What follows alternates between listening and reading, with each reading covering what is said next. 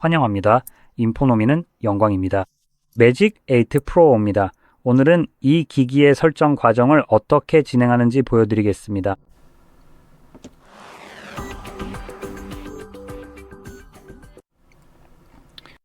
영상 내내 몇몇 부분에서 잠시 멈추고 특정 사항에 대해 좀 더 자세히 설명해 드릴 예정입니다. 혹시 개인정보 보호에 관심이 있으시다면 참고해 주세요. 만약 관심이 없으시다면 제가 이 부분에 대해 조금 길게 설명할 수도 있습니다. 그러니 그런 부분은 자유롭게 건너뛰셔도 됩니다. 어쨌든 바로 시작해 보겠습니다. 기기를 처음 부팅하면 환영 메시지가 표시된 화면이 나타날 것입니다. 여러 가지 언어로 표시됩니다. 화살표를 눌러 목록에서 원하는 언어를 찾으시면 됩니다. 그냥 스크롤을 내리기 시작하세요. 저는 영어로 계속 진행할 거라서 여기서는 아무것도 변경하지 않을 겁니다. 참고로 여기에는 긴급 통화 기능도 있고 읽기 보조 기능도 있습니다. 문제가 있으시다면 글자 크기나 대비를 높이는 등 텍스트가 좀 더 잘 보이도록 설정할 수 있습니다. 이게 어떻게 바뀌는지 한번 보세요. 별로 달라진 건 없는 것 같네요. 확대 기능은 여러 번 누르면 화면이 점점 확대돼서 이미지에서 확대하는 것과 비슷하게 작동합니다. 그리고 고대비 버튼을 누르면 버튼이 좀 더 잘 보이게 됩니다. 어쨌든 계속 진행해보죠. 여기서 이제 지역을 선택할 수 있는데 이상하게도 기본값이 영국으로 되어 있습니다. 저는 개인정보 보호를 중요하게 생각하기 때문에 영국으로 간주되는 건 원하지 않습니다. 그리고 권력을 가진 자들 중에는 기본적으로 너희에게만 적용되는 규칙이지 나에게는 해당되지 않는다는 식의 사람들이 있습니다. 그래서 당신들은 사생활이 없어도 되지만 우리는 그렇게 말할 겁니다. 숨길 게 없다면 걱정할 것도 없다고 하죠. 하지만 이상하게도 그들은 이런 것에서 제외되어 있는데 그게 무언가 숨길 게 있다는 의미일까요? 멍청한 새끼들. 그래서 저는 모든 의미에서 그렇게 말하려고 합니다. 만약 당신이 사생활을 조금이라도 중요하게 생각한다면 영국이 아닌 다른 지역을 선택하세요. 그게 실제로 도움이 될까요? 아마도 아닐 겁니다. 그리고 지금 제가 약간 적대적으로 말하는 건 그냥 이 상황이 너무 웃기기 때문입니다. 영국에 이런 법이 있다는 게 정말 웃깁니다. 만약 제가 그들의 기분을 상하게 할 수 있는 나쁜 말을 하면 그들은 저를 영국으로 데려가서 감옥에 가두고 싶어 할 겁니다. 그래 됐고 니나 잘하세요. 다행히도 저는 거기에 갈 계획이 없습니다. 만약 간다면 아마 끝장이겠지만 뭐 인생은 한 번뿐이니까요. 그래도 어차피 떠날 생각이 없으니 그렇게 위험한 것도 아닌 것 같네요.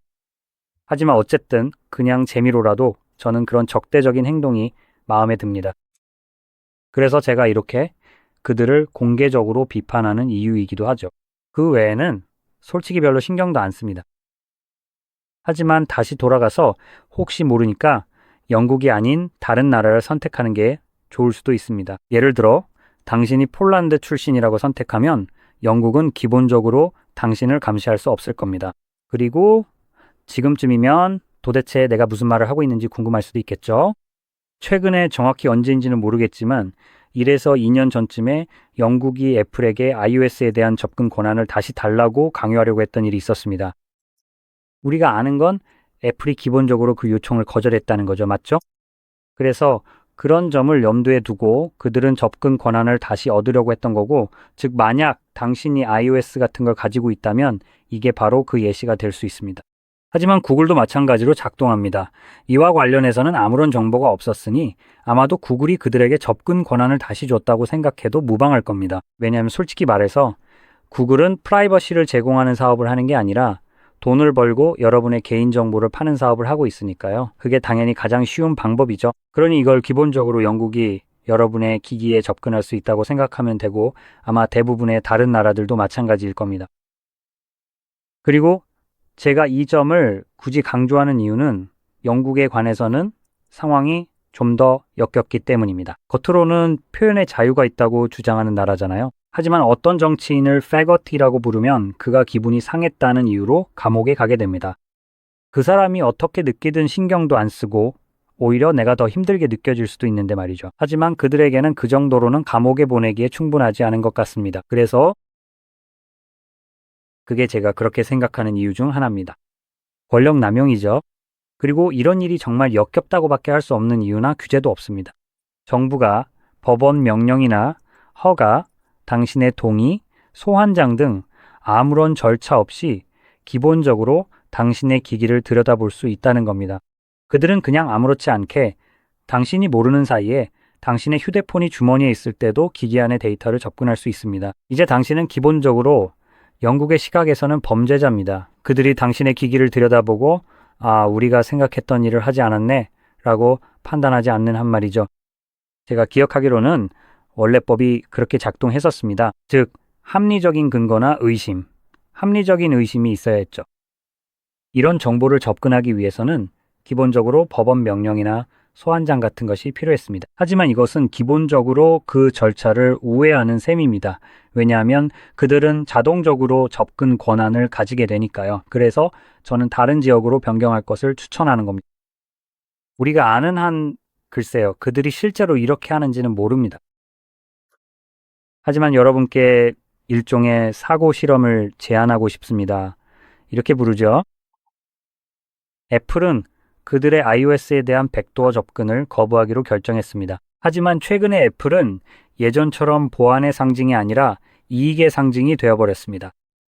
그리고 국가로서 기본적으로 표현의 자유를 주장하면서도 여러분의 허락이나 인지 없이 기기에 접근하고 싶어 하는 나라가 누군가 그들에게 아니라고 말하면 그들은 분명히 표현의 자유를 주장하면서도 실제로는 그에 반하는 행동을 합니다. 누군가 그들에게 아니, 꺼져라고 말한다면 말이죠. 만약 당신이 사실상 권위주의 국가가 되어가고 있다면 그 다음으로 할 수 있는 최선의 방법은 무엇일까요? 국가인가요? 아니면 기업인가요? 저에게 아니, 접근할 수 없다고 말했다면 제 입장에서 최선의 선택은 이렇게 하는 거겠죠. 애플 여기서는 휴대폰을 팔 수 없어. 행운을 빌고 꺼져. 그게 제 방식일 것 같아요. 그리고 영국이 작은 나라가 아니라는 점을 고려하면 애플에게는 꽤 큰 타격이 될 겁니다. 그럼 애플은 어떻게 할까요? 아마도 빨래처럼 순순히 굴복해서 백도어 접근 권한을 내줄 겁니다. 하지만 그렇게 하면 그들은 비밀유지 의무에도 묶이게 되어서 백도어 접근 권한을 내주더라도 그 사실을 공개할 수 없게 됩니다. 그래서 애플은 여전히 당신의 프라이버시가 지켜진다고 거짓말을 하겠지만 실제로는 국가가 당신 몰래 기기에 접근할 수 있게 되는 거죠.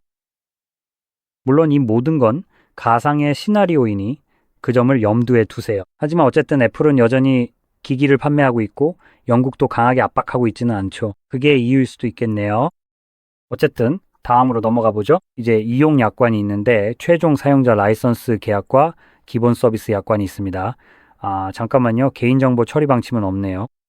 이제 세부 정보를 눌러서 정확히 어떤 내용에 동의하는지 읽어볼 수 있습니다. 하지만 결국에는 여기 있는 체크박스를 선택해서 위의 약관을 꼼꼼히 읽고 동의했다고 표시해야 합니다. 그리고 나서 계속하기를 선택할 수 있습니다. 이렇게 하면 심카드를 삽입하거나 eSIM을 추가할 수 있습니다.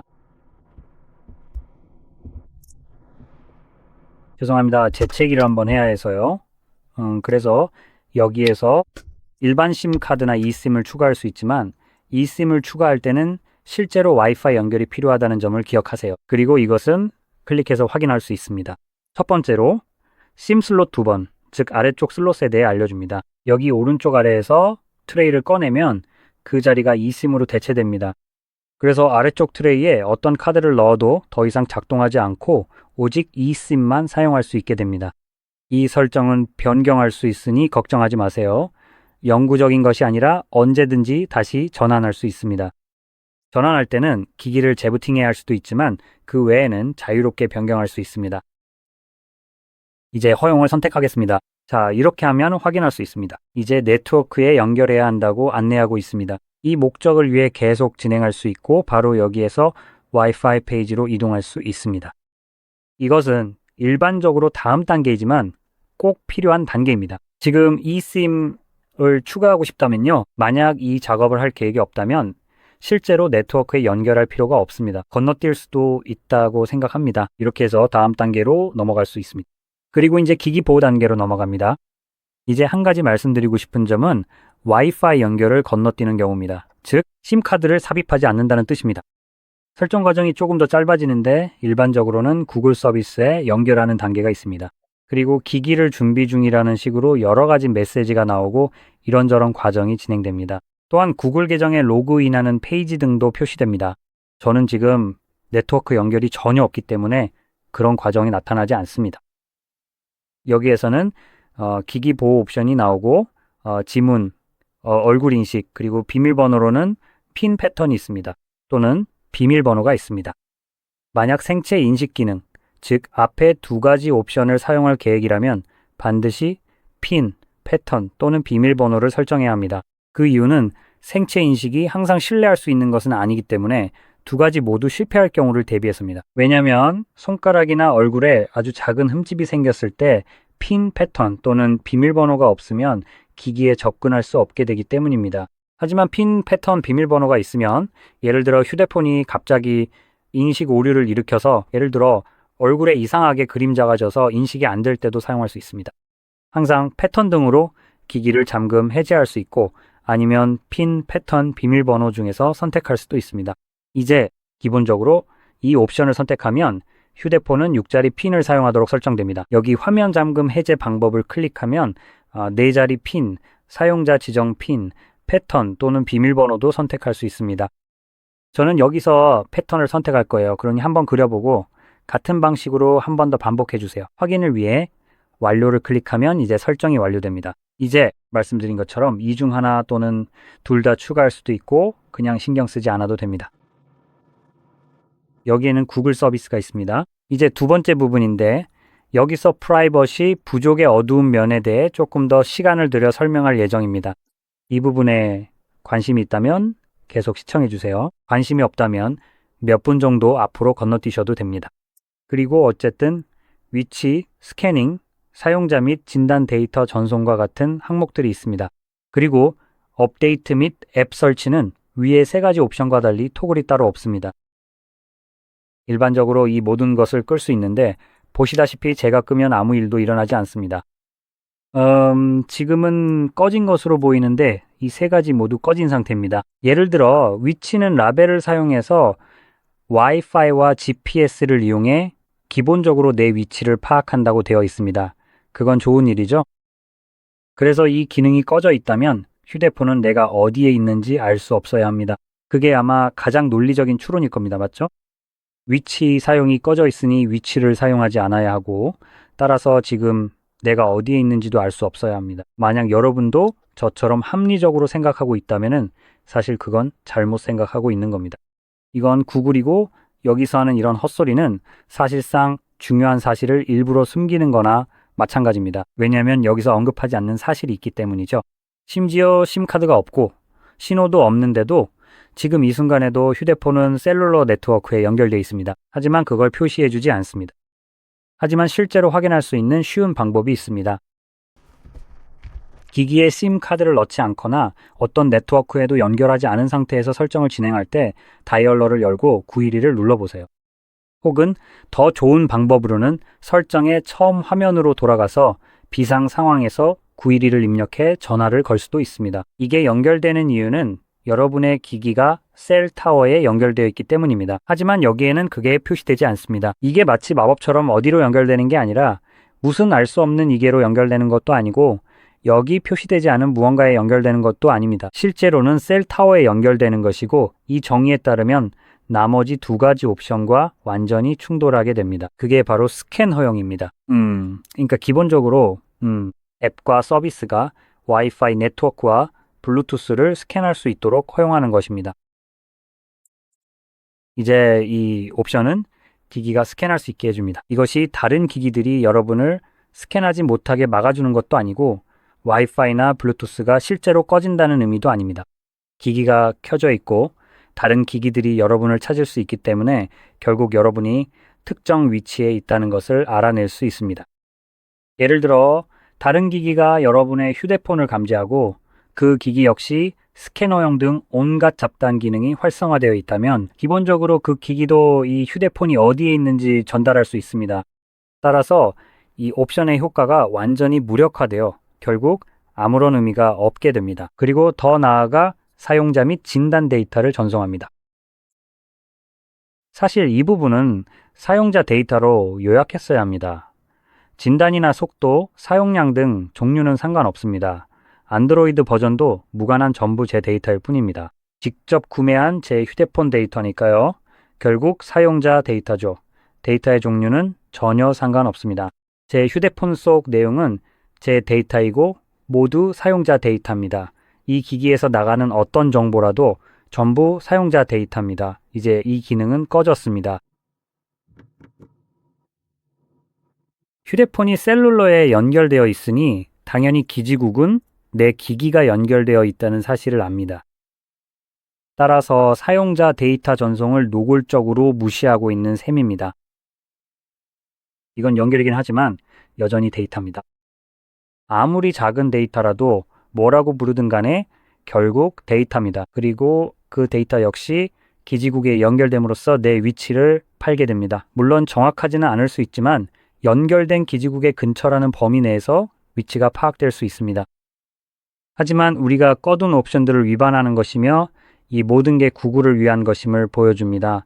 구글은 당신을 속이며 말도 안 되는 소리를 늘어놓고 있죠. 네, 더 할 말도 없네요.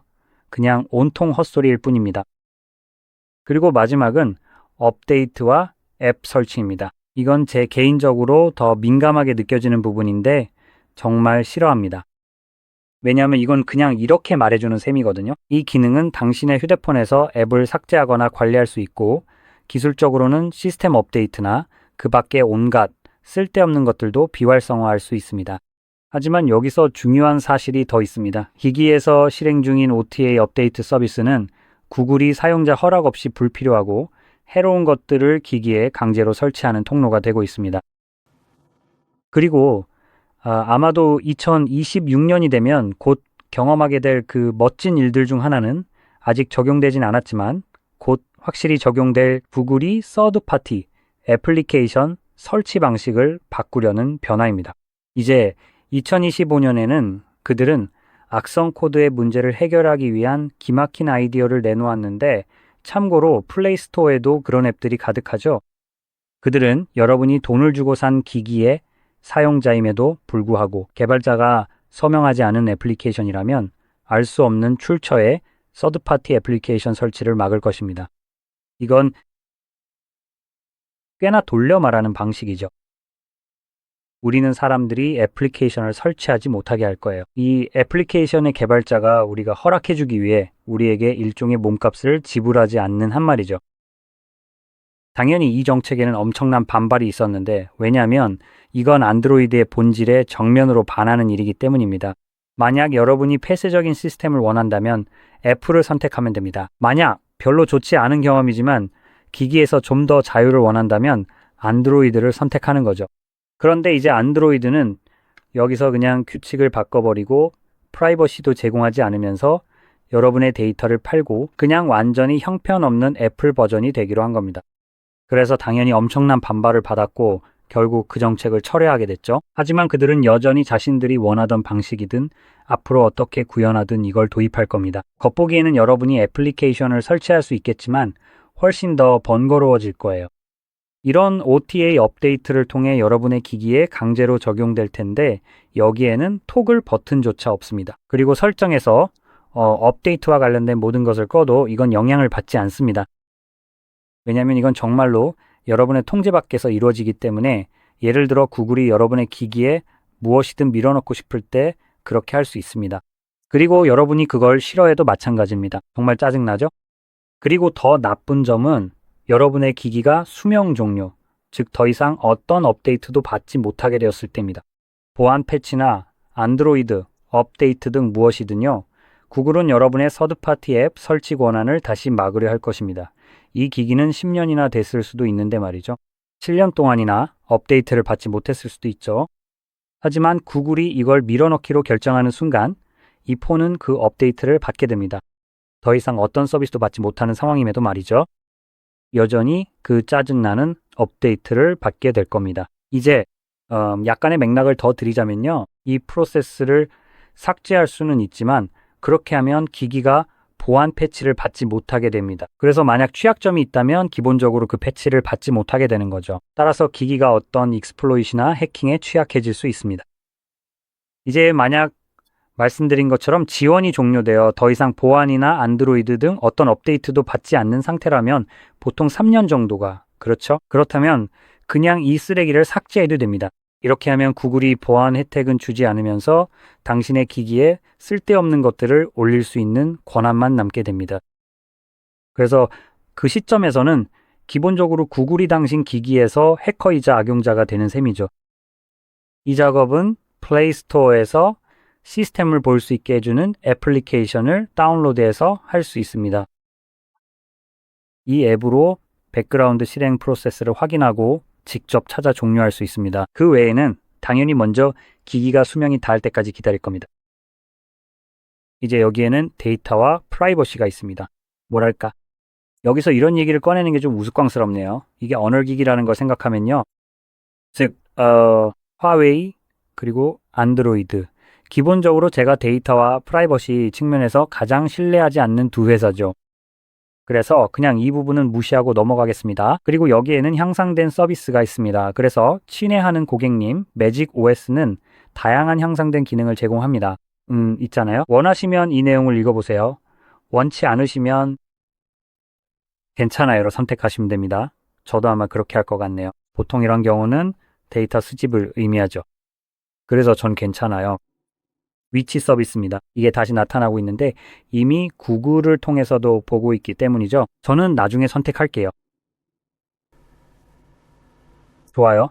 소프트웨어를 최신 상태로 유지하세요. 만약 기기를 업데이트하고 싶지 않으시다면 여기 수동 업데이트 옵션을 클릭하셔야 합니다. 이 옵션은 사실상 텍스트 안에 숨겨져 있습니다. 그리고 나서 무시하기를 선택하세요. 이제 AI 버튼이 있는데 바로 여기 있는 이 버튼입니다. 보통 카메라 버튼이 위치하는 곳과 같은 자리에 있습니다. 하지만 괜찮아요. 그래서 기술적으로는 이 버튼을 카메라처럼 작동하도록 할당할 수도 있다고 생각합니다. 하지만 분명히 여기서는 그 옵션을 제공하지 않은 것 같아요. 맞죠? 왜냐하면 제가 클릭해도 아무 일도 일어나지 않거든요. 그리고 여기서는 계속하기를 클릭하는 것 외에는 할 수 있는 게 없어요. 이제 다음으로 시스템 내비게이션이 있습니다. 여기에서는 제스처나 버튼 중 원하는 시스템 내비게이션을 선택할 수 있습니다. 저는 개인적으로 제스처를 선호하지만 여러분이 원하는 걸로 선택하시면 됩니다. 또한 제스처와 버튼 두 가지 옵션 모두 여기에서는 보이지 않는 추가 설정 옵션이 있다는 점도 말씀드리고 싶어요. 그래서 제스처의 경우 기본적으로 활성화하면 가이드바가 표시되지 않는 것으로 알고 있습니다. 따라서 안드로이드의 훌륭한 기능인 서클 투 서치를 사용할 수 없습니다. 버튼의 경우에는 뒤로 가기 버튼을 표시하는 4가지 다른 모드만 선택할 수 있습니다. 기본적으로는 뒤로 가기 버튼이 왼쪽에 있지만 오른쪽으로 옮길 수도 있습니다. 그리고 다시 오른쪽이나 왼쪽 중에서 선택할 수 있고 추가로 버튼을 하나 더 넣어서 클릭하면 토글 메뉴가 자동으로 내려오게 할 수도 있습니다. 이렇게 원하는 옵션을 직접 선택할 수 있습니다. 이 설정을 변경하려면 설정 메뉴의 시스템 항목으로 이동해 주세요. 또는 시스템 및 업데이트 메뉴에서 시스템 내비게이션을 찾아 설정할 수도 있습니다. 이제 모든 단계가 마무리되었으니 하단의 지금 사용해보기 버튼을 눌러서 시작하시면 됩니다. 그리고 여기서 아직 보이지 않았던 한 가지를 더 말씀드리자면 이전 기기에서 데이터를 가져오는 방법입니다. 분명히 이 기기가 여러분의 새 기기일 수 있습니다. 이 경우 사용할 수 있는 애플리케이션이 바로 여기 어딘가 있을 겁니다. 제가 한번 찾아보겠습니다. 좋아요. 이제 설정으로 들어가서 설정에서 시스템 및 업데이트로 이동할 수 있습니다. 그리고 나서 디바이스 클론을 선택합니다. 아마 맞을 거예요. 아니면 네, 디바이스 클론이 맞습니다. 동의함을 선택한 뒤 이 기기를 새 기기로 설정하고 모든 접근 권한을 허용하는 데 동의하시면 됩니다. 그리고 이전 기기에 디바이스 클론 애플리케이션을 다운로드합니다. 그리고 나서 이 두 휴대폰을 서로 연결해서 이전 기기에서 모든 데이터를 쉽게 옮길 수 있습니다. 물론 구글을 통해서도 할 수 있지만 저는 이 방법을 추천합니다. 이 방법이 훨씬 더 많은 제어권을 주고 구글 클라우드의 동기화가 가능한지 여부와 상관없이 모든 것을 옮길 수 있기 때문입니다.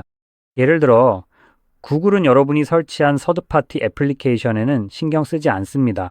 그래서 그런 경우 예를 들어 GitHub에서 APK 파일로 설치한 애플리케이션을 옮기려고 할 때 구글은 그런 앱들을 완전히 무시하지만 디바이스 클론은 그렇지 않습니다. 그리고 이 방법은 단순히 애플리케이션만 옮길 수 있는 것이 아니라 애플리케이션 자체도 함께 옮길 수 있게 해줍니다. 데이터에는 앱의 설정 방법, 설정값, 예를 들어 통화 기록과 메시지, 사진 등이 포함됩니다. 예를 들어 구글의 경우 언젠가 구글 드라이브의 이 기가바이트 제한을 초과하게 되더라도 이 방법은 그런 것에 신경 쓰지 않습니다. 이 방법은 두 휴대폰 사이에 생성된 핫스팟을 통해 데이터를 실제로 한 휴대폰에서 다른 휴대폰으로 옮기는 것입니다. 그래서 훨씬 더 나은 선택지입니다. 이런 목적에는 말이죠. 어쨌든 이게 이번 영상의 요약입니다. 설명이 좀 장황했지만 여러분께 도움이 되었길 바랍니다. 도움이 되셨다면 좋아요와 구독 부탁드리고 시청해 주셔서 감사합니다.